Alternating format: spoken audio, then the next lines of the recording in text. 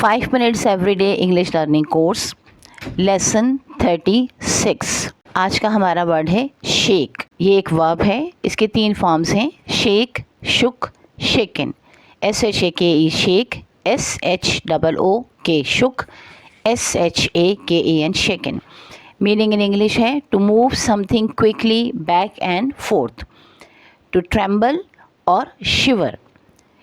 उर्दू में इसके माने हैं हिलाना या कांपना।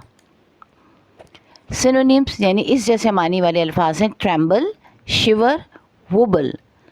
ट्रेम्बल TREMBLE ट्रेम्बल, शिवर SHIVER शिवर, वुबल WOBBLE वुबल।